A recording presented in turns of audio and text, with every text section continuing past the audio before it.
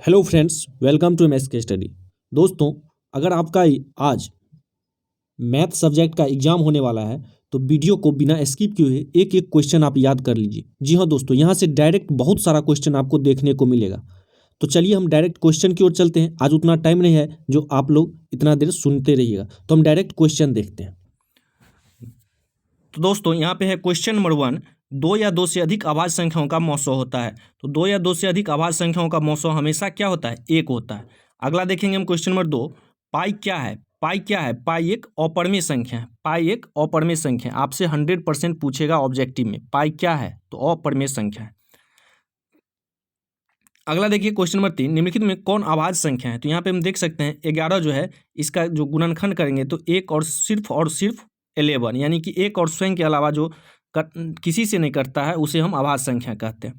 अगला देखेंगे हम क्वेश्चन नंबर 4। बहुपद एक्स स्क्वायर माइनस 4x+1 के मूलों का योग होगा। तो मूलों का योग होता है एक्स स्क्वायर माइनस 4x+1। इसका जब हम मूलों का योग निकालेंगे तो निकल के आ जाएगा 4। Option number B 4। अगला देखेंगे हम क्वेश्चन नंबर 5।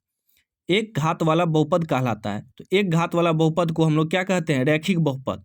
एक घात वाला बहुपद रैखिक बहुपद, दो घात वाला बहुपद को द्विघात और त्रिघात वाला तीन घात वाला को त्रिघात कहा जाता है। अगला देखेंगे हम क्वेश्चन नंबर 6।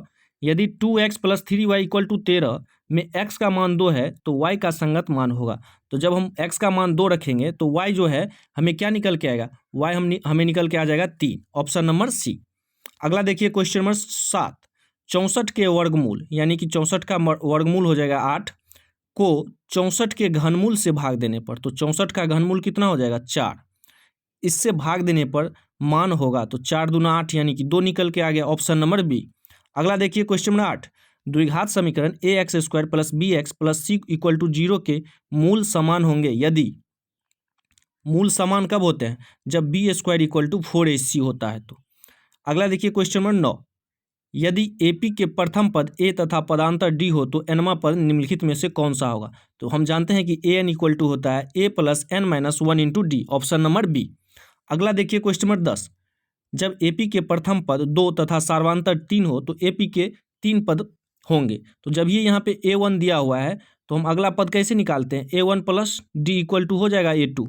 तो यहाँ पे 2 + 3, यानी कि 2 और 3 5 और 5 और 3 8, यानी कि ऑप्शन नंबर बी इसका सही आंसर हो जाएगा। अगला देखेंगे हम क्वेश्चन नंबर 11। समानांतर श्रेणी इतना इतना का 15वां पद क्या होगा? तो जब इसका हम an के फॉर्मूला पे इसको बैठाएंगे तो इसका आंसर निकल के आ जाएगा 73। Option number D. अगला देखिए क्वेश्चन नंबर 12। दो समान कोणिक त्रिभुजों में उनकी संगत भुजाएं का अनुपात जो है सदैव समान रहता है, किसने कहा है? तो दोस्तों ये जो है थेल्स के द्वारा जो है ये कहा गया है। अगला देखेंगे हम क्वेश्चन नंबर 13। बिंदु -4 और 3 की स्थिति किस पाद में है? यानी कि देखिए एक x है निगेटिव और y पॉजिटिव, तो यानी कि ये जो है द्वितीय पाद में आ जाएगी, यानी कि ऑप्शन नंबर बी इसका सही आंसर हो जाएगा। अगला देखेंगे हम क्वेश्चन नंबर 15। किसी बिंदु की x अक्ष से दूरी उस बिंदु का कहा जाता है। किसी बिंदु का x अक्ष से दूरी जो है उसे भुज कहा जाता है, भुज। अगला देखिए क्वेश्चन नंबर 16। दो अक्षों के प्रतिच्छेदी बिंदु को कहते हैं। जब दो अक्ष प्रतिच्छेद कर रहे हैं तो यानी कि इस बिंदु को हम लोग मूल बिंदु के नाम से जानते हैं। Option number B. अगला देखिए क्वेश्चन नंबर 17। यदि बिंदु 2 3 4 के 6 - 3 संरेख हो तो k का मान होगा। तो जब हम इस संरेख पे इसको पुट करेंगे तो k का मान जो है क्या हो जाएगा दोस्तों? 0 निकल के आएगा। आप निकाल के देख सकते हैं, 0 निकल के आएगा। अगला देखिए क्वेश्चन नंबर 18। tan π/2। तो tan π/2 यानी कि tan 90 डिग्री का मान क्या होगा? पाई मतलब 180/2 यानी कि 90 डिग्री। tan 90 डिग्री का मान होता है दोस्तों क्या? Infinite. Option number D infinite. Next देखिए क्वेश्चन नंबर 19। sec² θ -1 का मान होगा। sec² θ -1 = होता है tan² θ। Option number A. अगला देखेंगे हम क्वेश्चन नंबर 20। निम्नलिखित में से किसका मान √3/2 के बराबर है? तो cos 30 का मान जो होता है दोस्तों क्या हो जाता है? √3/2 होता है। एक एक वैल्यू याद कर लीजिए, एक एक वैल्यू। आपको हर वैल्यू या फॉर्मूला का वीडियो जो है नीचे डिस्क्रिप्शन में मिल जाएगा, वहाँ से जाके आप एक एक फॉर्मूला और वैल्यू जितना भी है साइन कॉस का याद कर लीजिए, डायरेक्ट वहाँ से क्वेश्चन आपको एग्जाम में पूछेगा ही पूछेगा। अगला देखिए question number 21, sine square 18 degree sine square 72 degree. तो सबसे पहले हम यहाँ क्या चेक करते हैं, ये दोनों को ऐड करके कितना आ रहा है, 90 डिग्री आ रहा है। तो हम इसको क्या करेंगे, कॉस स्क्वायर के फॉर्म में तोड़ लेंगे। तो जब ये cos square plus sine square हो जाए तो क्या निकल के आ जाएगा, 1। ऑप्शन नंबर बी, इसका वैल्यू क्या निकल के आ गया, 1। अगला हम देखेंगे क्वेश्चन नंबर 22, यदि टेन थीटा इक्वल टू √2 तो कॉट थीटा का मान होगा। तो कॉट थीटा का मान हो जाएगा, यहाँ से हम लिख सकते हैं p/b होता है, यानी कि टेन थीटा होता है p/b, और ये क्या है √2, यानी कि नीचे में क्या है 1। तो यहाँ से हम h निकाल लेंगे, या h हमको निकालने का जरूरत भी नहीं है, कॉट जो होता है टेन का उल्टा होता है, यानी कि 1/√2। ऑप्शन नंबर बी इसका राइट आंसर हो जाएगा। अगला देखिए क्वेश्चन नंबर 23, वृत्त के केंद्र पर बना कोण होता है। वृत्त के केंद्र पे कितना डिग्री का कोण बनता है, 360 डिग्री का। Option number C. अगला देखिए क्वेश्चन नंबर, एक एक क्वेश्चन आपके लिए महत्वपूर्ण है, एक एक क्वेश्चन। अगला देखिए क्वेश्चन नंबर 24, वह रेखा जब एक से एक और केवल एक ही बिंदु पर मिलती है तो क्या कहलाती है। तो वह स्पर्श रेखा कहलाती है। सिर्फ और सिर्फ एक बिंदु पे मिलती है तो वह क्या कहलाएगी, स्पर्श रेखा कहलाती है। अगला देखिए क्वेश्चन नंबर 25, 4 सेंटीमीटर त्रिज्या वाले वृत्त की दो समानांतर स्पर्श रेखाएं के बीच की दूरी होगी। 4 सेंटीमीटर त्रिज्या वाले वृत्त की दो समानांतर स्पर्श रेखा के बीच की दूरी जब हम निकालेंगे तो ये 8 सेंटीमीटर निकल के आ जाएगा। अगला देखिए क्वेश्चन नंबर 26, कौन थीटा वाले त्रिज्यखंड का क्षेत्रफल होगा। यहाँ पे देखिए डायरेक्ट फॉर्मूला पूछ रहा है, तो θ/360 डिग्री इंटू πr², या इसी को ऐसे भी लिख सकता है πr² θ/360 डिग्री, यानी कि ऑप्शन नंबर ए इसका सही आंसर हो जाएगा। अगला हम देखेंगे क्वेश्चन नंबर 27, वृत्त की परिधि निम्नलिखित में से किसके बराबर होती है। तो हम जानते हैं कि वृत्त की परिधि इक्वल टू होता है 2πr, वृत्त की परिधि इक्वल टू 2πr। अगला देखिए क्वेश्चन नंबर 28, यदि वृत्त का व्यास 14 सेंटीमीटर है तो उसका क्षेत्रफल क्या होगा।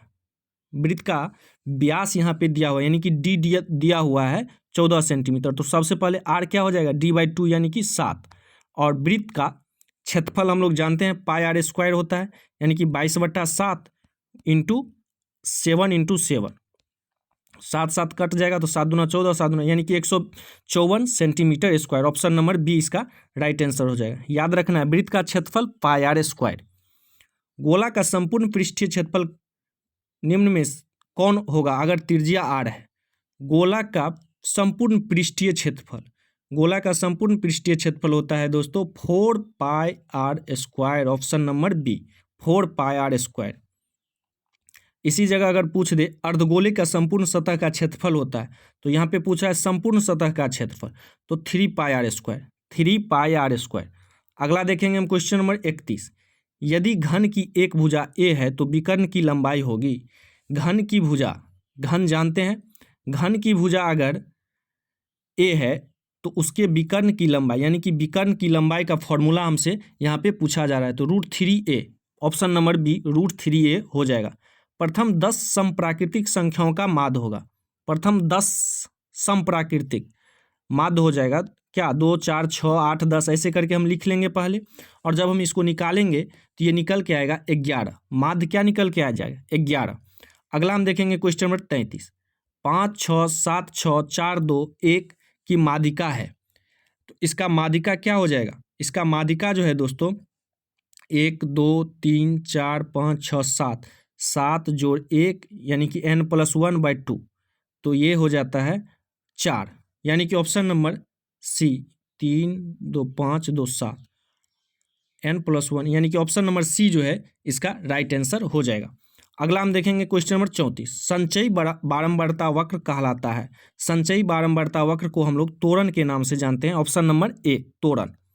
अगला देखिए क्वेश्चन नंबर 35, किसी असंभव घटना की प्रायिकता होती है। किसी असंभव घटना की, इसकी जो प्रायिकता है दोस्तों ये हमेशा 0 होता है। क्या होता है, 0। असंभव घटना की प्रायिकता हमेशा 0 होती है। 36 नंबर क्वेश्चन है, किसी घटना की प्रायिकता नहीं होती है। किसी घटना की प्रायिकता जो है दोस्तों वो या तो 0 और 1 के बीच में होता है। सबसे पहले ये समझ लीजिए, किसी भी घटना की प्रायिकता जो है 0 और 1 के बीच में होगा। और यहाँ पे देख रहे हैं ये माइनस है, क्या है यहाँ पे माइनस, तो ये कभी भी जो है प्रोबेबिलिटी नहीं हो सकती है, -5 नहीं होगी। अगला देखिए क्वेश्चन नंबर 37। निश्चित घटना की प्रायिकता होती है, निश्चित होगा ही होगा, तो जब ये होगा ही होगा निश्चित, हम मान लीजिए कोई सिक्का उछालें तो क्या आएगा, हेड या टेल। निश्चित एक ही कोई आएगा, तो यानी कि एक होगा प्रोबेबिलिटी, या तो हेड आएगा या टेल, ऑप्शन नंबर बी। अगला देखिए क्वेश्चन नंबर 38। पहली संख्या गुने दूसरी संख्या इक्वल टू क्या होता है, 900 गुने 900। पहली संख्या गुने दूसरी संख्या इक्वल टू 900 गुने 900। घन का आयतन हमसे पूछेगा, तो घन का आयतन होता है भुजा क्यूब। क्या होता है, भुजा क्यूब। याद रखना है एक एक फॉर्मूला। अगला देखेंगे हम क्वेश्चन नंबर 40। घनाभ का आयतन होता है लंबाई गुने चौड़ाई गुने ऊंचाई, L into B into height. दोस्तों इस टोटल 40 क्वेश्चन में एक एक क्वेश्चन आप याद कर लीजिए, एग्जाम में जाने से पहले जरूर इस वीडियो को देख के जाइएगा। दोस्तों अगर वीडियो अच्छा लगा है तो वीडियो को लाइक कीजिए, और चैनल पे पहली बार हैं तो चैनल को सब्सक्राइब करके रखिए, क्योंकि मैं आप लोगों के लिए इसी तरह का लेटेस्ट और इम्पोर्टेंट वीडियो जो है क्वेश्चन लाते रहता हूँ। चलिए दोस्तों फिर मिलते हैं अगला वीडियो में।